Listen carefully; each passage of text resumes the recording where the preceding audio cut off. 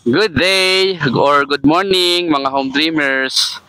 Ayan, tulad ng nasabi ko, ipapakita ko sa inyo yung mga bahay dito sa Holiday Homes. And napakaswerte po natin mga home dreamers. Ayan, meron na po palang nagawa dito si Hestia Properties. Yung nasa likod po natin, ito po ay isa sa mga model house na nagawa na po nila. Ayan, napakaswerte natin and naka-open po yung bahay. So tara at ipapakita ko po sa inyo kung ano yung hitsura ng loob niyan. Though kanina pinasok ko na yan kanina, may mga konting construction materials doon sa loob, pero ang maganda makikita nyo na yung design. Yan. So let's go!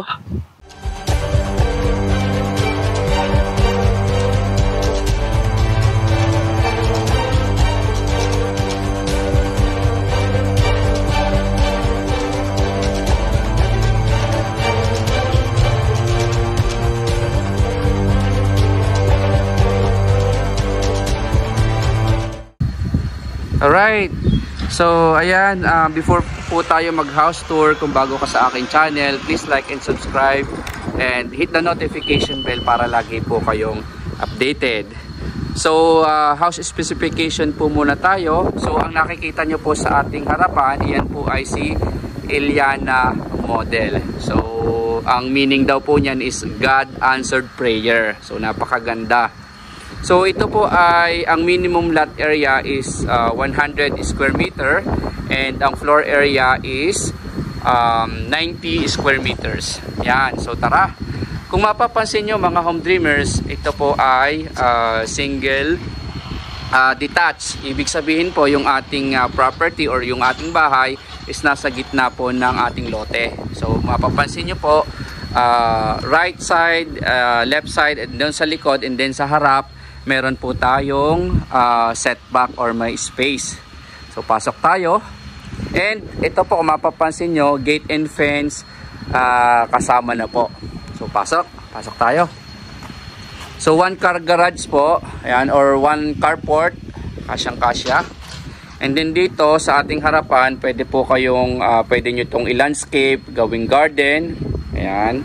So mamaya pasok tayo doon sa kabilang gilid. So ito po. So pagpasok natin dito, medyo may nakakalang. Ayan. So ito po yung ating magiging receiving area. Ayan po. Ayan, yung kisame natin, napakaganda. Ayan. Okay, so ito yung ating receiving area. Pasok tayo. And then doon banda yung ating dining area. Tingnan natin yung ating dining area. Ayan. So ito po ang ating dining area, napakalaki. Yan.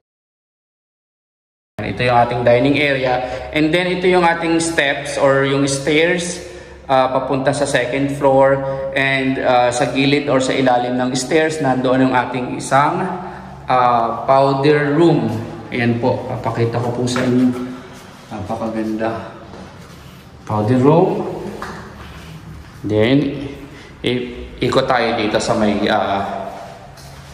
kitchen area. Tingnan natin kung nakabukas. Ito po yung ating likod ng ating bahay. Ito po yung ating magiging service area. Pwedeng gawing laundry area or extension ng kusina. Ayan po mga home dreamers. May bakod na rin po dito. Ito po yung gilid. Ito po oh. Mga nasa 2 meters wide po yung ating setback dito.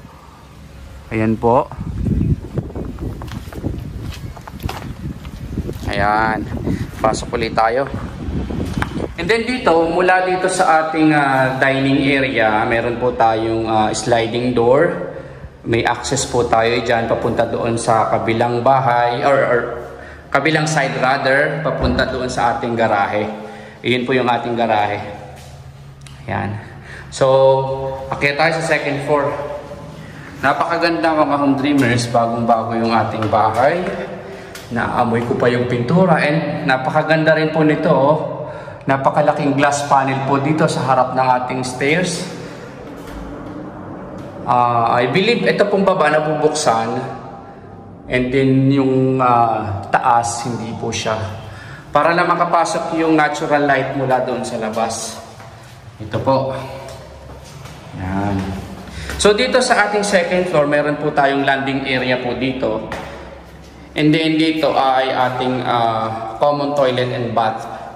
Ito po yung ating common toilet and bath. Napakalaki din po. Ay yung tiles natin from floor to ceiling na. Ayan po. And meron po tayong 3 bedrooms dito sa taas.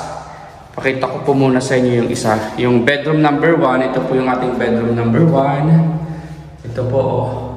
So mayroon tayong 2 bintana. Pasok tayo.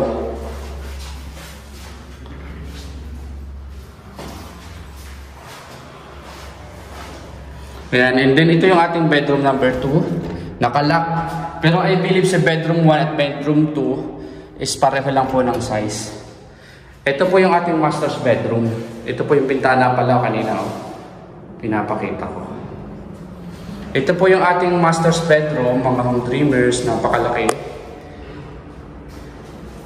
Yan yung ating master's bedroom. Dito sa ating master's bedroom, meron po tayong 2 bintana dito. And meron tayong sliding door dito papunta sa ating balcony. Ito po yung ating balcony.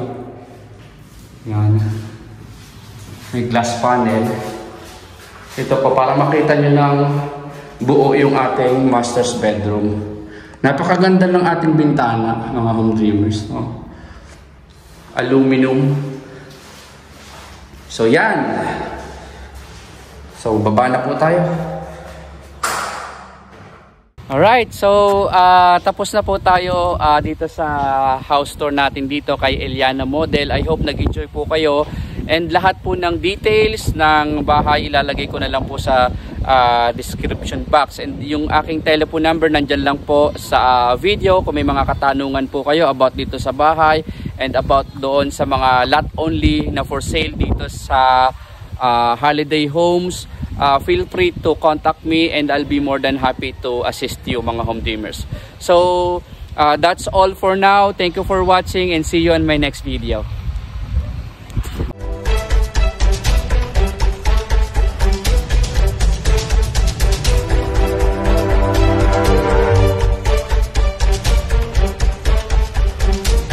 House and lot package. So mga home dreamers, kung gusto nyo pong bumili ng lote, pwedeng pwede. And kung gusto nyo rin po bumili ng house and lot package, pwedeng pwede din po. Kasi po mayroon pong mga builder